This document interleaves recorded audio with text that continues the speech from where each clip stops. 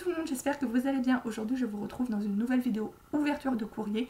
Et aujourd'hui, malgré que nous soyons le mardi 26 juillet, on peut dire que c'est Noël puisqu'il y a 4 colis que je vais ouvrir devant vous. Voilà. Donc du coup, que dire, et ben, je crois que je n'attends plus rien après ça, enfin jusqu'à ce que je commande autre chose bien entendu, mais là je crois que ce que j'ai commandé jusqu'à maintenant est tout arrivé en même temps là. Donc nous allons ouvrir ça. Alors le premier colis, ça je les reconnais, c'est un colis de chez Sephora. J'ai commandé un nouveau rouge à lèvres de la marque Urban Decay. Si j'arrive à l'ouvrir. Voilà. Alors Sephora par contre ils envoient dans un carton, ce qui est normal.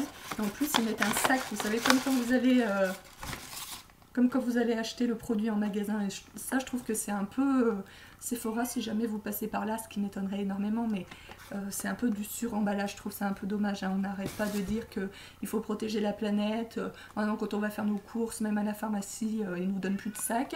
Mais par contre, voilà, les colis sur-emballés, c'est un peu dommage. Le rouge à lèvres, donc comme je vous disais, c'est le nouveau rouge à lèvres d'Urban Decay et il se décline en 100 teintes.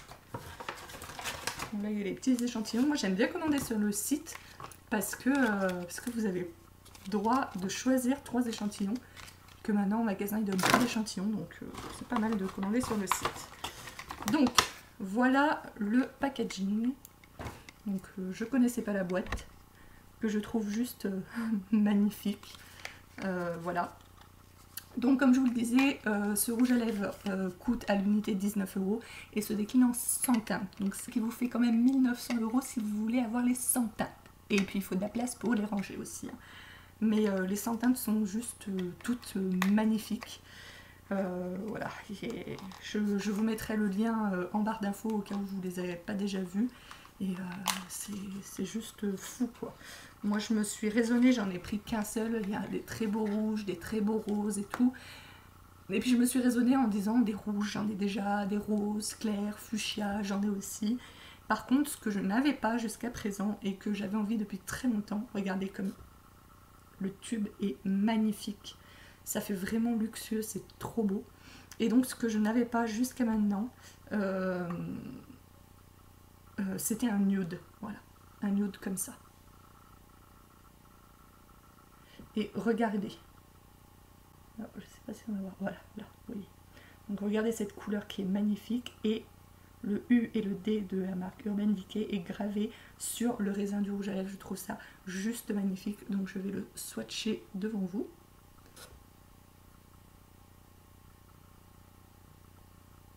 Donc, voici. Voilà, c'est vraiment un nude beige que je voulais depuis longtemps et du coup je vais le mettre sur les lèvres.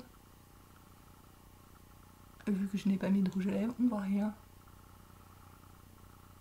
En même temps c'est un nude, hein, si on veut un peu.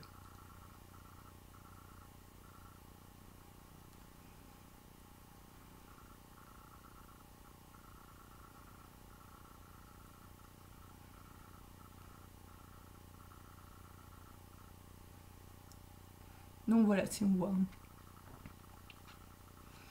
Je le trouve vraiment vraiment joli, très bon. Vraiment rouge à lèvres, c'est vraiment une couleur que je voulais, que je n'avais pas du tout, ni qui ressemble, voilà. Donc je suis contente, il est facile à appliquer, il est agréable à appliquer. Voilà, il est...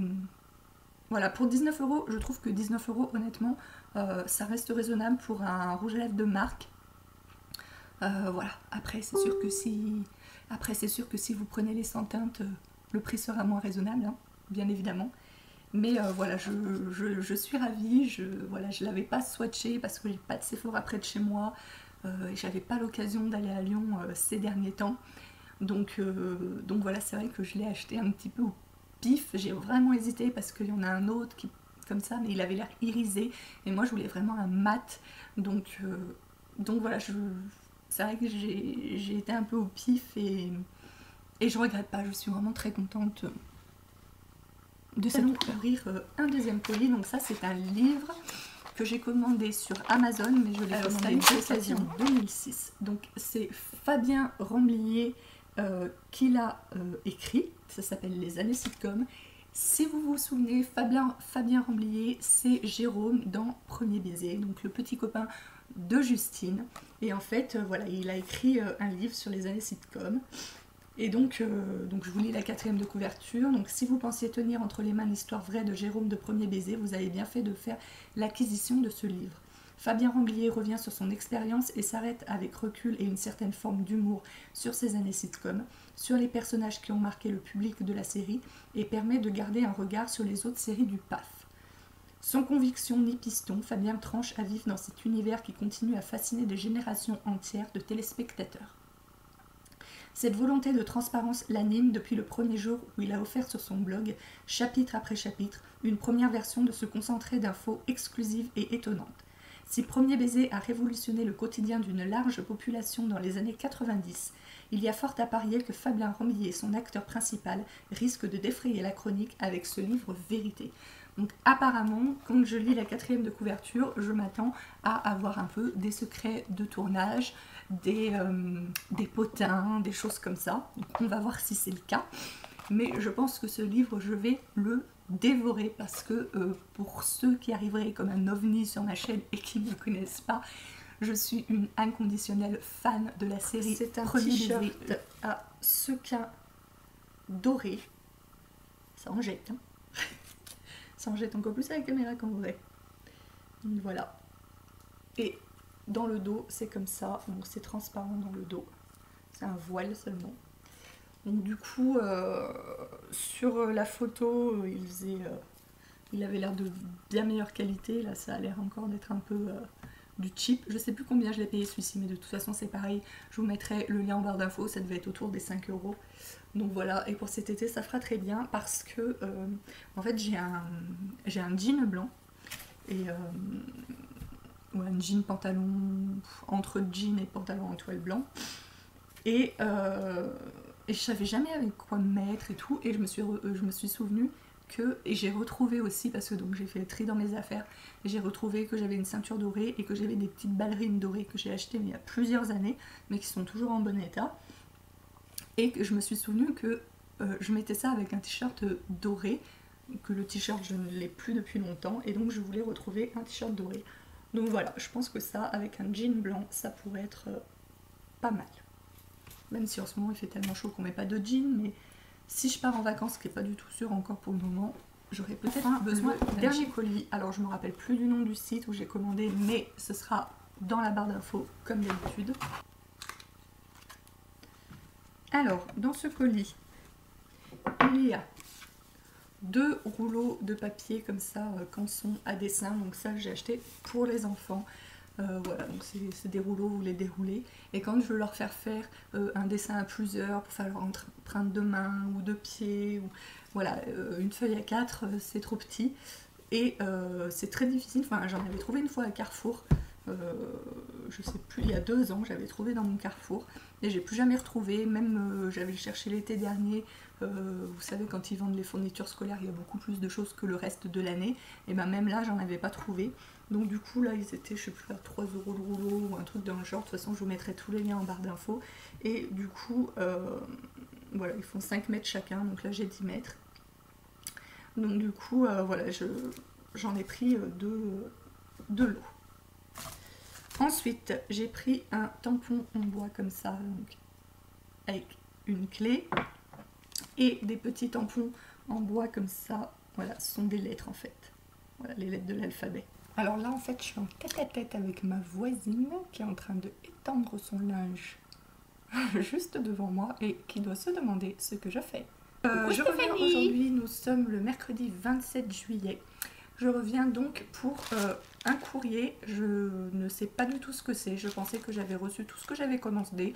Donc j'ai certainement commandé quelque chose que j'ai oublié entre temps. Donc je vais découvrir avec vous ce que c'est parce que je n'en ai strictement aucune idée.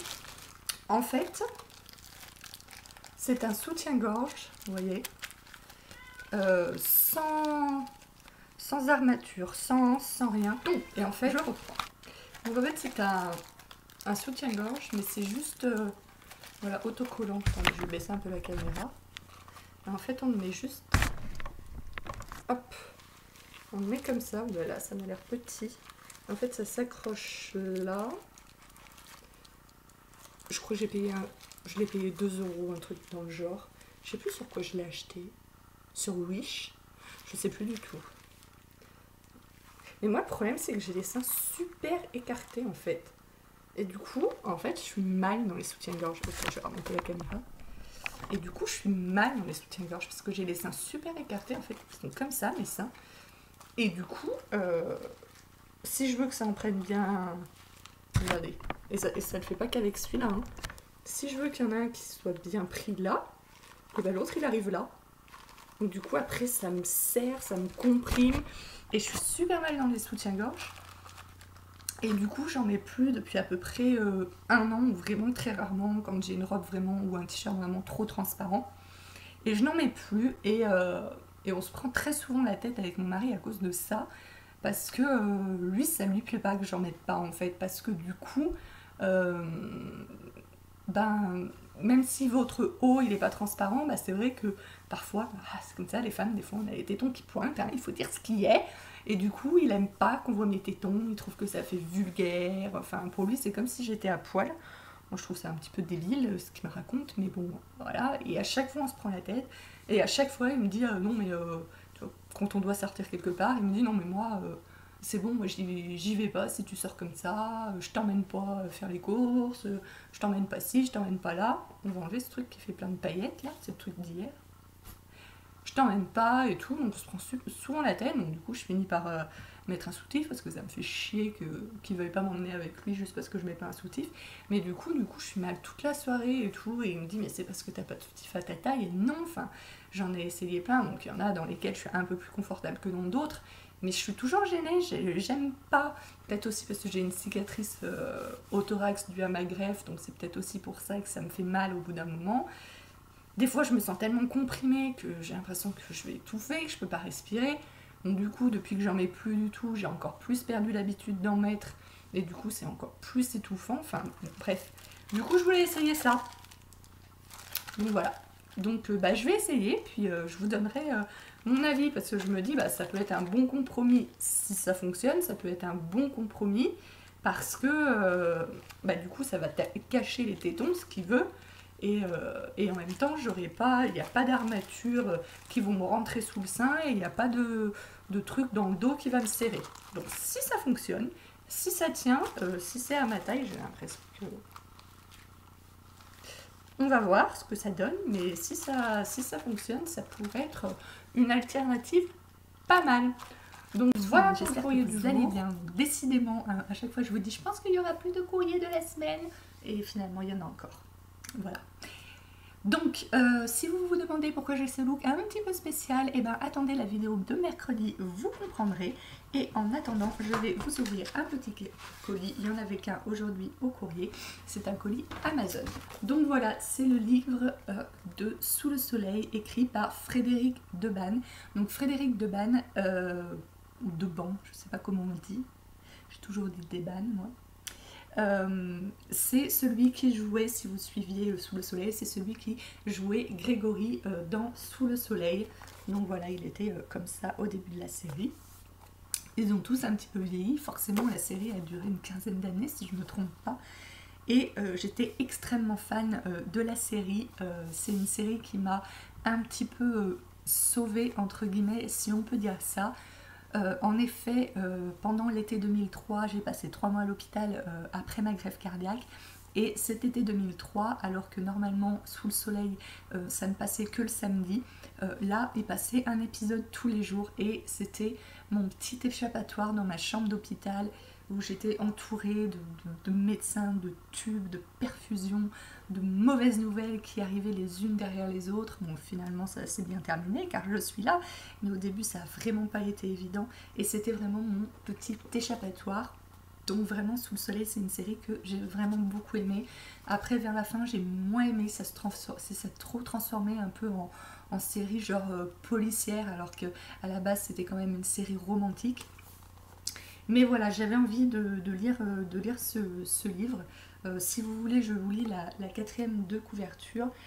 Donc qui s'appelle donc Sous le soleil, pas exactement. Je pourrais vous dire que c'était absolument génial ce tournage de Sous le soleil, qu'il est le plus beau souvenir de tout mon parcours de comédien, que j'adore Saint-Tropez et la Côte d'Azur. Je pourrais vous dire que j'ai adoré tout le monde, je pourrais vous dire tant de choses positives pour vous faire plaisir, mais ce serait chiant et surtout pas moi. Donc voilà, donc Sous le soleil a démarré en 96. Voilà 20 ans déjà que le premier tour de Manival a été donné pour cette série qui allait connaître un succès mondial. À l'occasion de cet anniversaire, un des acteurs principaux, Frédéric Debagne, alias Grégory Lacroix, a eu envie de raconter l'envers du décor. Dès la diffusion du premier épisode de cette série culte, des millions de téléspectateurs dans l'Hexagone d'abord et ensuite dans plus de 135 pays, ont suivi les aventures de cette bande de jeunes. Mais pour certains des interprètes de ces personnages, l'aventure allait être rude, pleine de joie, de fou rire, mais aussi de larmes. Oui, car bien des tristesses ont traversé ces nombreux tournages. On vous avait dit que tout était terminé, on vous avait annoncé l'arrêt définitif de la série. On vous avait dit tant de choses, on avait juste parlé trop vite. Reste le texte comme seul territoire de l'esprit, restent les souvenirs et la nostalgie d'une époque heureuse. Restent les rêves, vos héros, ceux qui flottent ne coulent pas. Il y a eu quelques naufrages qui ont jalonné et marqué au fer rouge cette vie dans la vie. Tous ne sont pas arrivés à bon port. Un accident de la vie a frappé Frédéric Debagne. Le jour de ses 50 ans, il devient malentendant, ce qui l'empêche d'exercer son métier de comédien. À travers l'écriture, il tente de retrouver l'envie d'exister. Avec les confidences de Bénédicte Delmas, Tonia Kinzinger, Adeline Bondio, Roméo Sarfati, Joséphine Jobert, Nadège Lacroix, Marie-Christine Adam, David Brécourt, Tom Leb, Delphine Rouffignac, Christine Elmer, Nicolas Van Berven, Nathalie Maquet-Pernot. Donc voilà. Donc j'ai hâte de le lire. Oh, et puis il y a même des photos, c'est chouette. Donc il est écrit, l'écriture est de taille moyenne. Et on a des photos au milieu. La tribu. Oula. Avec Bénédicte Delmas. La Tonia, je la trouve trop belle. À cette époque-là, je la trouvais trop belle. Il y a eu, ça dépendait des périodes. Des périodes, je la trouvais pas terrible. Mais là, cette époque-là, c'est vraiment où elle avait ses mèches blondes, où elle était maquillée d'une façon qui faisait ressortir ses yeux bleus magnifiques. Là, c'était la période de la série où je la trouvais vraiment la plus belle. Voilà, donc là, il y a toutes les photos de tous les acteurs qui ont joué. Donc voilà, j'ai très très hâte de lire ce livre et bien entendu, je vous en parlerai, vous donnerai mon avis dans une prochaine vidéo. En attendant, je vous laisse. Est-ce que je vous dis au revoir ou est-ce que demain je vais recevoir autre chose? Je n'en sais rien. Non, là, normalement, c'est vraiment fini. Non, là, je crois que j'ai tout reçu. Je crois. Je crois, mais je ne suis pas sûre. Non, mais normalement, c'est bon. Donc, je vous fais de très gros bisous et je vous dis à mercredi pour savoir pourquoi j'ai ce look. Ciao!